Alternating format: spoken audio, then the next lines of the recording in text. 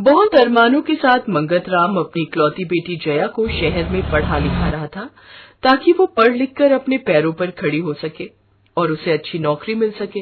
गांव का क्रूर जमींदार माखन सिंह ये बात अच्छे से जानता था कि मंगत राम को अपनी बेटी को पढ़ाने के लिए शहर भेजना है, इसलिए उसने मंगत राम को उस समय खुद ही पढ़ाई के लिए कर्ज दे दिया। इसमें भी उसकी चाल थी। वो चाहता था कि कर्ज लेने के बदले मंगत राम उसके घर में नौकर बनकर रहे और उसके घर के सारे काम करे। मंगत राम ने उस समय तो कर्जा ले लिया, पर मंगत राम कर्ज लेने के बाद बहुत दुखी हो गया क्योंकि माखन सिंह मंगत राम पर बहुत अत्याचार करता था। अरे ये क्या कर रहा है? पैर थोड़े कसकर दबा। हट, तेरे तो बूढ़े हाथों में लगता है अब जान ही नहीं रह गई। जमींदार माखन सिंह मंगत राम को जोर की लात मारता है और बेचारा मंगत राम दरवाजे के पास जाकर गिरता है और उसके सिर पर चोट आ जाती है। ऐसा अक्सर ही होता था। मंगत राम माखन सिंह के जुल्मों से तंग आ गया था। मंगत राम अपनी बेटी को कभी भी इस बारे में कुछ नहीं बताता था। उसे लगता था कि अगर उसने अपनी बेटी को अपना दुख बताया तो वो पढ़ाई पर ध्यान नहीं देगी और वापस गांव लौट आएगी।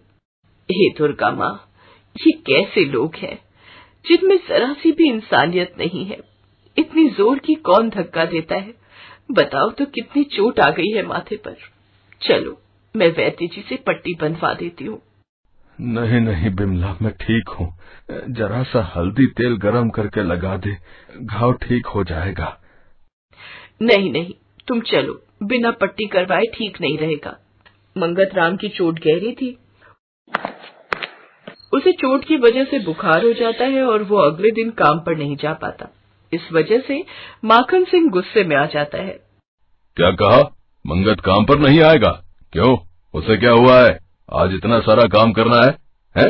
अनाज साफ करने के लिए पड़ा हुआ है। जब साफ होगा तभी तो शहर बिकने के लिए जाएगा। उसे बोलो काम पर आए। ये बुखार का बहाना नहीं चलेगा। जी मालिक, मैं बोलकर आता हूँ। नौकर मंगत राम के घर जाता है, पर मंगत राम की हालत ठीक नहीं थी। ठीक है दीनू, मालिक को बोल दो मैं थोड़ी देर में आता हूँ। तुम्हें इतना तेज बुखार है, तुम भला कैसे चले जाओगे? इतना सारा काम बुखार में कैसे कर पाओगे? 2-3 दिन की छुट्टी मांग लो, थोड़ा आराम मिल जाएगा, तब चले जाना। नहीं नहीं, तुम मालिक के गुस्से को जानती नहीं हो। वो मुझे छुट्टी नहीं देंगे। मुझे जाना होगा। चिंता मत कर, माँ दुर्गा मेरे साथ है, वो मुझे हिम्मत देंगी। मंगत राम की हालत बहुत खराब थी। फिर भी वो काम पर जाने के लिए जैसे ही तैयार होता है, अचानक उसकी बेटी जया आ जाती है। जया को देखकर मंगत राम और बिमला बहुत खुश होते हैं। जया, तू तो अगले महीने आने वाली थी बेटी, तू अचानक कैसे आ गई?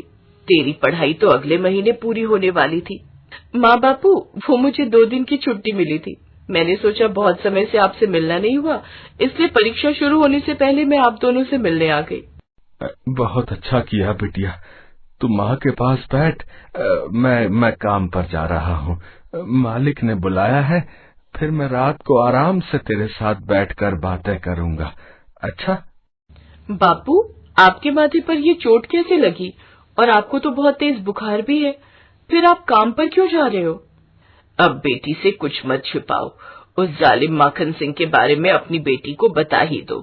आखिर कब तक हम अपनी बेटी से झूठ बोलते रहेंगे? मैं कुछ समझी नहीं माँ। मंगत राम रो पड़ता है और अपनी बेटी को सारी बात बताता है। मंगत राम की बात सुनकर जया गुस्से में आ जाती है।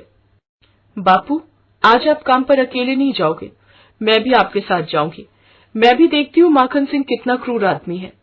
नहीं नहीं बिटिया, मैं तुझे वहाँ नहीं ले जाऊंगा। तू माँ के पास बैठ, मैं बस काम खत्म करके आता हूँ।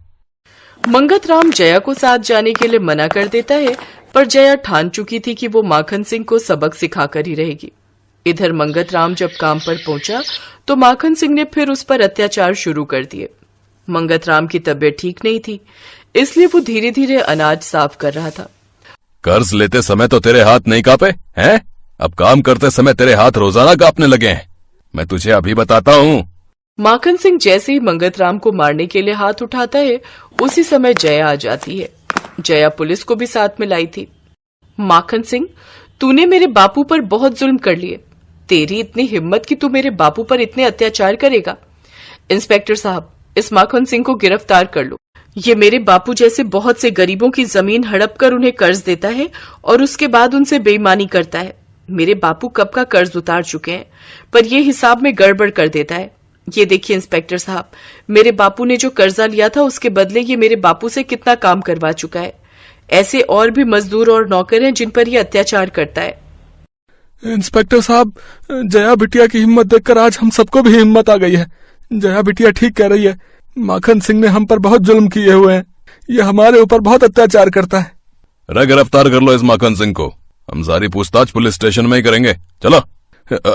छोड़ो, मुझे छोड़ दो। माखन सिंह को पुलिस पकड़कर ले जाती है। जया के पिता और बाकी सब नौकरों को भी इंसाफ मिल जाता है और वो सब माखन सिंह के जुल्मों से आजाद हो जाते हैं। माखन सिंह को सभी मजदूर और नौकरों पर बेवजह अत्याचार करने के जुल्म में सजा हो जाती है। हम कितने खुश नसीब हैं बिमला, जो हमें जया जैसी बेटी मिली। सब माँ दुर्गा का आशीर्वाद है। आज उनके आशीर्वाद से सब कुछ ठीक हो गया। जया बिटिया, जब परीक्षा पूरी हो जाए तो लौट आना। बेटी, तेरे बिना ये घर सूना रहता है। माँ जल्दी लौट आऊंगी, अपना और बापू का ख्याल रखना। जया शहर वापस लौट जाती है। कुछ देर बाद दरवाजे पर दस्तक होती है। अरे जया, क्या हुआ बेटी? तू कुछ भूल गई थी क्या, या बस छूट गई?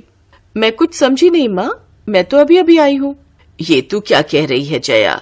तू तो पिछले 2 दिन से हमारे साथ थी। बिटिया, तूने ही तो माखन सिंह को सजा दिलवाई है। जया चौंक जाती है। मंगत राम और बिमला उसे सारी बात बताते हैं, पर यह सच था। जया की जगह माँ दुर्गा स्वयं मंगत राम और बिमला की बेटी बनकर आई थी। मंगत राम और बिमला समझ जाते हैं कि माँ दुर्गा ने ही उनकी मदद करने के लिए उनकी बेटी का रूप लिया और उन्हें माखन सिंह के जुल्मों से आजाद कर दिया। जया भी माँ दुर्गा को धन्यवाद कहती है। माँ दुर्गा के इस चमत्कार को देखकर मंगत राम, बिमला और जया तीनों की आंखों में माँ दुर्गा के लिए धन्यवाद और खुशी के आंसू थे।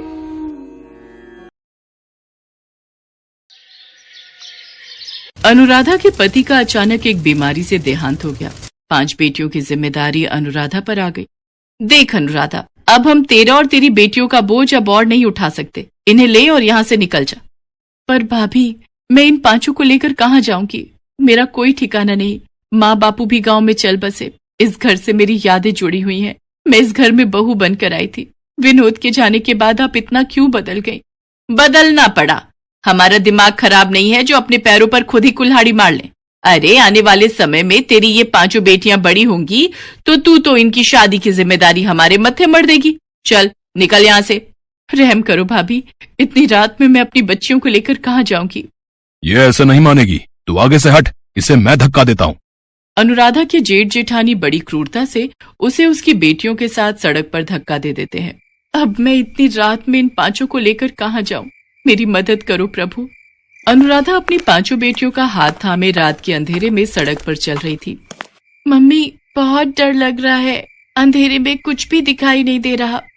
चिंता मत करो, मैं तुम्हारे साथ हूँ ना, डरो नहीं। मम्मी, अब हम कहाँ जाएंगे? ताऊ जी ताई जी ने तो घर से निकाल दिया। मम्मी, बहुत प्यास लगी है, पानी पीना है। पूजा, तू इन 4 का ध्यान रख, हाथ पकड़ के रखना। मैं सामने नल से पानी भरकर लाती हूँ। अनुराधा अपनी बेटियों को सड़क के किनारे बिठाकर पानी लेने चली जाती है। तभी एक गुंडा अनुराधा के पास आता है और उसका हाथ पकड़ लेता है। क्या बात है, प्यास लगी है क्या? कहो तो हम बुझा दें। मेरा हाथ छोड़ो, मुझे छोड़ दो। ओए, जब वो कह रही है तो छोड़ क्यों नहीं देता? अबे तू इसका कौन है, जो बीच में टांग अड़ाने आ गया? मैं कोई भी हूँ, तुझे इससे क्या? लगता है तू ऐसे नहीं मानेगा। वो आदमी गुंडे को मार पीट कर वहाँ से भगा देता है। शुक्रिया भैया, आज आपने मेरी मदद की। इसमें शुक्रिया की कोई बात नहीं, ये तो मेरा फर्ज था बहन। अनुराधा अपनी बेटियों को लेकर जाने लगती है। तभी बहन, इतनी रात में तुम अकेली कहाँ जाओगी? यहीं पास में ही मेरी मौसी का घर है, रात वहाँ रुक जाना। बच्चियों के साथ अकेले रात में रहना खतरे से खाली नहीं। मम्मी, हम सबको भूख लगी है। चलो आओ, मौसी के घर चलते हैं, वहाँ सब पेट भर कर खाना। शुक्रिया भैया। वो आदमी अनुराधा और उसकी बेटियों को अपनी मौसी के घर ले जाता है। अरे आओ आओ बेटी, कितनी प्यारी और मासूम बच्चियां हैं। तुम्हारी कहानी सुनकर सचमुच मेरा भी दिल भर आया। कैसे निर्दयी लोगों की दुनिया बनती जा रही है। बेटी, तुम चिंता मत करो, तुम आराम से यहाँ जितने दिन चाहे रह सकती हो। मौसी जरा इधर आना, मैं कह रहा था बच्चियों को भूख। मौसी और वो आदमी बातें करने लगते हैं। कुछ देर बाद, माँ पानी पीना है, तुम यहीं पलंग पर बैठो, मैं लेकर आती हूँ। देखो मुन्नी बाई, बड़ी मुश्किल से ये चिड़िया और इसके चूजे हाथ में आए हैं। तुम्हारे तो दोनों हाथों में चांदी है, तुम अपनी दुकान आराम से चला सकती हो। बात तो तू ठीक कह रहा है, पर इसे शक तो नहीं हुआ ना कि ये कोठे पर लाई गई है और तू इसे और इसकी बेटियों को बेचने के लिए यहाँ लाए है? अरे नहीं मुन्नी बाई, बस अब तुम जल्दी से मेरे पैसे मुझे दो, मैं यहाँ से जाऊं। हाँ, ये आदमी मुझे यहाँ बेचने लाए है। नहीं, मुझे यहाँ से भागना होगा। मैं अपनी बेटियों के साथ कुछ गलत नहीं होने दूंगी। अनुराधा कमरे में जाती है। चलो बच्चों, हम यहाँ नहीं रुकेंगे, वो दरवाजा खुला है, एक एक करके तुम सब वहां से बाहर जाओ, आराम से, वो अंकल देख न पाए। अनुराधा अपनी बेटियों के साथ चुपके से भागती है। तभी उस व्यक्ति की नजर उन पर पड़ जाती है और वो उन्हें पकड़ने के लिए दौड़ता है। मुन्नी बाई, हमें इन्हें पकड़ना होगा। हे ईश्वर, मेरी मदद करो, मदद करो प्रभु, भागो मेरी बच्चियों, और तेज, हमें इनके हाथ नहीं आना। तभी अनुराधा देखती है सामने हनुमान मंदिर है और वहां घंटियों की आवाज आ रही है। चलो बच्चों, जल्दी से हनुमान मंदिर में चलते हैं, वहां हमें कोई कुछ नहीं कहेगा। अब हम लोग इन्हें नहीं पकड़ सकते, ये हनुमान मंदिर में चली गई है। किसी ने हमें वहां देख लिया तो पुजारी और सब लोग हमें पुलिस को पकड़वा देंगे। कैसी किस्मत खराब है, इस सौदा भी हाथ से चला गया है। चलो वापस चलते हैं। हे बजरंगबली, आज आपने मेरी और मेरी बेटियों की जान बचाई, आप धन्य है प्रभु। बजरंग बली तो शरण में आए हर भक्त की मदद करते हैं, यहाँ तुम्हें डरने की कोई जरूरत नहीं है। पर बेटी, तुम इतनी घबराई हुई क्यों हो? अनुराधा पुजारी जी को अपनी सारी दुख भरी कहानी बताती है। बेटी, तुम चाहो तो इसी हनुमान मंदिर में रहकर प्रभु की सेवा करो, यहाँ तुम्हें किसी प्रकार का कोई डर नहीं। पुजारी जी की बात सुनकर अनुराधा को थोड़ी तसल्ली होती है। उस दिन से अनुराधा अपनी 5 बेटियों के साथ हनुमान मंदिर में ही रहने लगी। अनुराधा और उसकी 5 बेटियां हनुमान मंदिर की सेवा करती थी। वहां की साफ सफाई, देखभाल, ये सब अनुराधा ही संभालती थी।